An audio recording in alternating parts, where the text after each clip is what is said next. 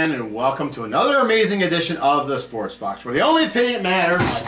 Mike, hold on. We talked about this. Just with a little woo-saw, just calm down, and let's not throw anything today. Okay, you're right. We won't throw anything today. We'll throw multiple things. Son of a...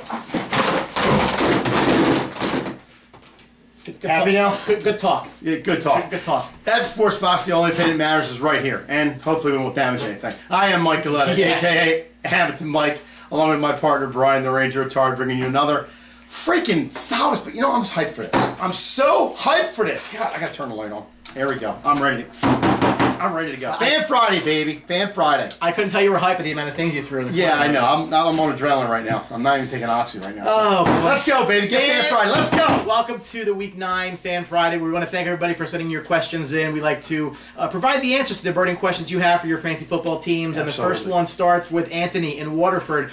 Who's a better fantasy play this week? Sharkhandrick West versus the Jaguars or Darren Sproles at the Giants? Oh, I'm going to say Sharkhandrick West. I think that's a definite good move. Jacksonville. Again, we're getting back to Jacksonville again. We've touted Jacksonville as a good team this year. Unfortunately, they're not a good team this year. Defensively, they're terrible. Against the run, I mean, I think they're mid-pack, but still, this is a bad team. And the Giants actually can stop the run a little bit. So, you know, the Eagles haven't been on track. I like Sharkhandrick West. You know, I think Sharkhandrick West has the potential to be a top 10 play this week. And I say that because, so Nick Foles is going to play a quarterback for the Chiefs this week. Everything, obviously, Jamal Charles is going to play, but everything that you're hearing is Spencer Ware may not as well. And if he does play, he might be limited, which means they may rely on Sharkhandrick West a lot. And if you recall the games that he's had a primary role, he's played very well, put up a lot of great numbers. So I got to tell you, I think Sharkhandrick West could be a great play this week, especially if things break the right way. I still think he's a better play than Sproles, just because the Eagles' run attack is just so, so up and down. Unless you may get some return yards points in your league, Anthony. Right. So I guess be aware of that. Yep. Ron in Hamilton, which player has the highest upside for this week? Gives us 3 receivers here. Jeremy Curley against the New Orleans Saints, Sammy Coates against Baltimore, or Robert Woods against Seattle? Wow. That's a tough combo. These aren't really ideal options. You know what? I'm probably going to say Curley against New Orleans because their pass defense is brutal. You know, the other two, Baltimore, they're okay. In Seattle, it's tough to play at Seattle.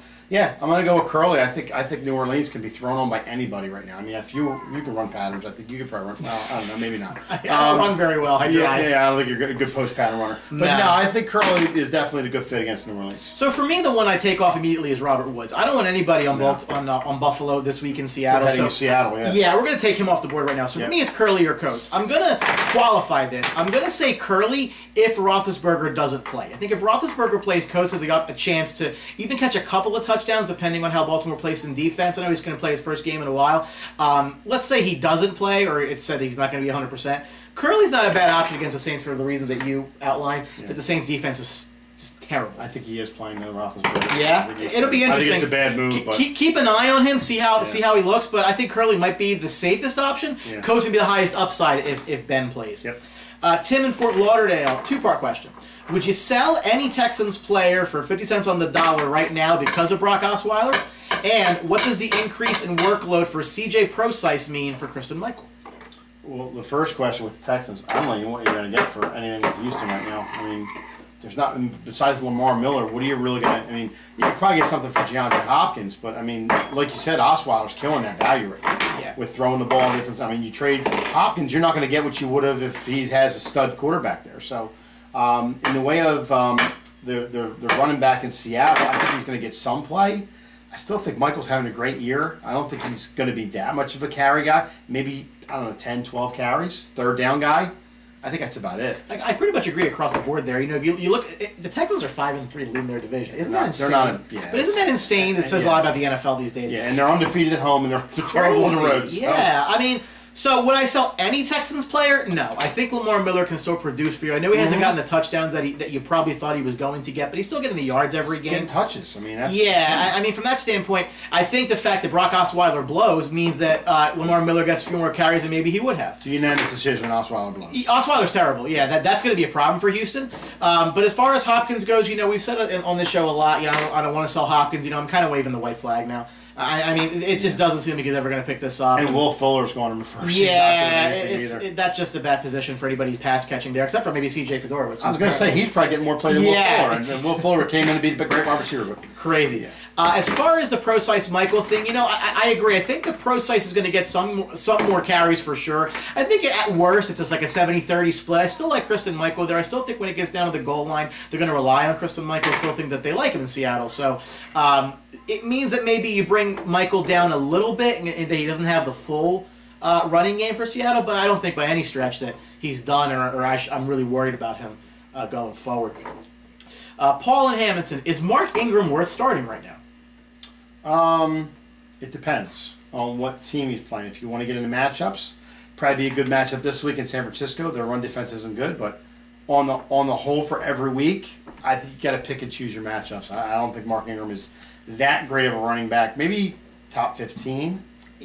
Maybe. So my concern is that throw to get back. But my concern now is that they're looking more to Tim Hightower. They're saying they want to do a little bit more of a split. Yeah. I was very disappointed to see how little Ingram was used last week, and Hightower had I think 100 yards rushing. Well, Hightower's a scat back, and Ingram's more of a power back now, so that's probably what they're looking at. I think Paul, to answer your question, ask me this question on Tuesday because I want to see what he does this week. Going up against the Niners defense that isn't very good, I think you're going to see them run the ball. Let's see how the touches get split and what they do with those touches. This week, I think you'd have to start unless you have a better option for this week. But I'm on the table as far as maybe this might be a problem going forward. I think they can get close on San Francisco to get him the third down ball to get in the end zone. So I think you got to start marking this week. Mike and Hamilton as well. Who's a better quarterback option this week since I have Tom Brady and Tom Brady's on a bye week? Colin Kaepernick or Ryan Tannehill? I think I know your answer here. I think I do too. It's probably going to be Colin Kaepernick. With playing New Orleans is the worst pass defense in the league. They're on the road. They had a big loss last week, drained them against Atlanta. Tannehill, they're playing at home, and I predicted we both predicted Miami's going to win that game. I think the Jets are susceptible to maybe slow down Tannehill a little bit, whereas the Kaepernick can just unleash the beast and just go nuts on that defense. I think if you see Carlos Hyde limited or not playing, Colin Kaepernick for sure. I think the way that the Dolphins have used Jay Ajayi in recent weeks makes me think they're going to continue to do that. So I think it puts a bit of a ceiling on what Tannehill can do because he may not be throwing the ball as much as maybe he would have without a running game. Man, I keep feeling kind of dirty saying this. Say it. I'm going to pick Colin Kaepernick. Oh, the big fro? You throw your hair out next week. I'm not making a statement about Kaepernick. It's just he's just not very good. Yeah. It's just. And we're not going to kneel here either, folks. There's no kneeling. No kneeling here. No. Again, this is not. I'm not saying anything about his off the field or on the field or whatever type thing. I'm just saying I like him as a quarterback. Mm-hmm. As a fantasy quarterback, I really don't like him. Doesn't have a lot of weapons to throw to. Mike, check your waiver wire on Sunday. Maybe somebody else. But if those are your options, I go with Cap. Yeah, I go with Cap. Exactly. Ryan in Merchantville. Who do you start? Cam Newton or Derek Carr? Ryan's a really dedicated viewer of the show, and I think he asks the same question every week because I think he's really got a genuine problem with who he should start this week. Exactly. So Cam and Derek Carr. Wow. I think I start Cam only because and by the way, Cam's a baby. Talking to Commissioner about heads. Stop running. You're a big guy, and stop making plays. Just maybe a pocket quarterback. Anyway. I think you start Cam Newton only because Derek Carr's playing Denver this week. Yeah, you're reading my mind. Even though it's in Oakland, Denver's got a good defense. I mean, to lead back there, and they can shut him down. They're going to get pressure to him. They're going to move him around. You got to start Cam this week. I think you have to start Cam this week only because again, it's Derek Carr's matchup. I think if they were not playing Denver, I would say Derek Carr 8 times out of 10. It's just a matter of nobody really throws on Denver. Nobody really runs on Denver for that matter either. So I just don't. I think Derek Carr's ceiling is very, very tight. I think Cam could have a big game, but I think safer play is Cam Newton in this spot. Wayne and Sewell, do I start Big Ben if Pittsburgh starts Big Ben? Well, the backup question to that is who else do you have? Yeah. Number 2 is I think they're starting Big Ben a little early because if Big Ben gets hurt, they're screwed. I know Landry Jones isn't good, and I know they're struggling to play the way they did before, but if Big Ben gets hurt, your season's down the toilet. If he plays, I guess you could play him, but I think he's going to be limited. I don't think he's 100% Ben. The short answer is no. The long answer is maybe, because it depends who else you have that is going to be there to play in Big Ben's spot. Now, I'm going to be assuming, Wayne, that you've kind of been following, the news this week, and you weren't really sure if Ben was going to play anyway, so you probably have somebody else on your roster that you were going to start anyway. I think if their matchup is not bad, I think I'd go with that. And I say that because I want to see Big Ben complete a game before I put him back out there. And I have Big Ben in the league myself. I'm going to be starting Marcus Mariota over him this week because I just don't know what Ben's going to give me even if he plays. Is he out there just to hand the ball off to Le'Veon Bell? So many different questions you have with a guy coming off an injury. This was a 4 to 6 week injury. I think he's come back in like 2 or 3. It's remarkable. Medical miracles. These guys get great medical care. I would say no. I would not take the risk. You're not rolling a Rothman again in this country. Yeah. So. Chris in Waterford, should I be holding on to T.Y. Hilton or look to move him in a trade? Oh, hold on to him. I mean, he's the main guy right now. I mean, Dante Moncrief has gotten in there, and yeah, Jack Doyle's got some passes, and Dwayne Allen when he's in there, but how could you get rid of T.Y. Hilton? He's gotten twice. He's gone over 150 yards. I mean, the guy's a beast right now. He did get hurt last week. He's a little limited. I don't think get rid of him. I think it depends what you can get, and I say that because you mentioned it. T.Y. had a couple of games where he had a lot of yards. Yeah. But in those games, he was the only guy catching the passes. But the Colts are really going nowhere. But they're also getting it back in the games with throwing the ball. It's a pass-happy team, and he'll get a lot of targets. Moncrief coming back, I don't think helps Hilton for one. I definitely think that kind of brings him down a little bit. But also, this injury thing does bother me a little bit. Is this going to be a week-to-week thing with him where you're just not sure if he's going to play or not? And if he is he going to be efficient and playing at full throttle? So I'm going to qualify this answer, Chris, with it depends what you can get. If you like the value coming back, sure. I mean, that goes for anybody, really. Should you just sell him for the sake of selling him? No. I mean, I think you're definitely going to see value in him. Luck throws the ball a ton anyway. Again, I think it depends on the price. Mm-hmm. Brian and Epseekin. Real simple. Jordan Matthews versus the Giants or Devontae Adams versus the Colts? I'm going to say Devontae Adams versus the Colts. Only because, again, you're getting back to the Giants defense that has some people back there that make some plays.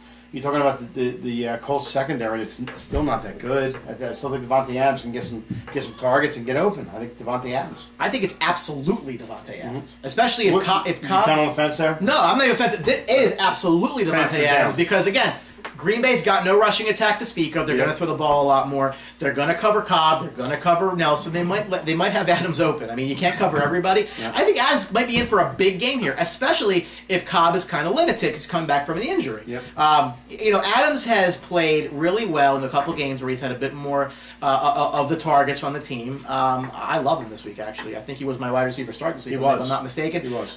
Go Devontae Adams. Brian will be pretty happy with the result. DA. Dave and Hamilton, should teams want to trade Rob Gronkowski to restructure their teams if they have a winning record at this point in the season to improve their rosters? I would say no. Gronkowski is Gronkowski. He's going to score. You're talking about rebuilding a team. Well, unless you get a first or second round pick for him for next year, then and you're out of the playoffs or you're not going to make the season this year, then yeah, you bail on him. But I don't bail on him. He's a hell of a player. He's saying you got a winning record here. I don't think you should make a trade for the sake of making a trade. If you got on your team and you're winning, why would you get rid of him? I mean, you're rebuilding for what? I mean, if somebody blows you away, I mean, if you're a guy, I think he's an untouchable. I think if you're a guy that had C.J. Anderson and now you're a little weak at running back as a result, and you want to get a running back and maybe a Greg Olsen, somebody back that's not a big drop at tight end, I consider something like that. But I think Gronk's far and away the best in his position. If you have a commodity like that, it's really hard to get rid of it. Yep. Our last question comes from Jared in Philadelphia. It's kind of, again, a two-part question. What are the fantasy values of Robert Kelly, the running back from Washington, and Devontae Adams from Green Bay the rest of the season? Is Adams worth a keeper for next year? I don't think Kelly has that much value. He did have one big game last week, but I mean, he really hasn't done it consistently, so I don't put any clout in what he did. Devontae Adams, I think he's got some value there. I mean, maybe a third. I'm talking pick-wise, maybe third-round pick, second-round pick for next year you can get for Devontae Adams. He's really picked up slack for Jordy Nelson. Jordy Nelson's had a down year a little bit, only because he hasn't been targeted. But, I would go with that. So my guess is, Jared, if you got Robert Kelly here, you probably picked him up on the cheap, maybe in like a free agent acquisition, something or other. Yeah. All indications are he's going to have a role in that Redskins offense. I mean, Matt Jones may have definitely lost his stranglehold on the job, and I don't think Chris Thompson's done a whole lot to kind of fill it in. So Kelly played well in the last game. So from that standpoint, I think he's definitely worth holding on to. Yeah. He's probably a running back 3 for most teams. I don't think you can necessarily expect more than that because I just don't think Washington runs the ball that efficiently. For Devontae Adams, again, I can't say enough good things about him. I think he's somebody who you want to get started in your lineups. And the way he was drafted this year, you probably have him in a good position to be a wide receiver 4, and I'll give you 2 or 3 productions. So, is he a keeper for next year? Depends, obviously, on the round. You're right. I guess to your point, but I like Devontae Adams quite a bit. I like anyone in the Green Bay offense that catches the ball because Aaron Rodgers throws it and their defense isn't very good. Usually, it's a good mix. That's all the time we have. Great for listening to fans again. Thanks for writing in on Fan Friday. It's always a pleasure. Always a pleasure. And remember, we're always got new stuff coming. So if you want to see Mike throw things against my better judgment, we're on Twitter at SportsBox Show. We're on Facebook where you can like everything that we post because everything we post is fantastic. But also, we're on YouTube where you can subscribe. And our numbers keep climbing on subscribers, so thank you very much for the support. Yep. And make sure you keep communicating with us. Anything you want us to cover, we will, because we're here for you. Yep, and that's SportsBox, the only opinion that matters. I got nothing to throw. Well, apparently it's not my opinion because you throw things at... What the hell are you doing? Ah! Right here! Thanks for watching, folks. I mean, what do I... Say it. Send help. Send help. Don't forget to subscribe.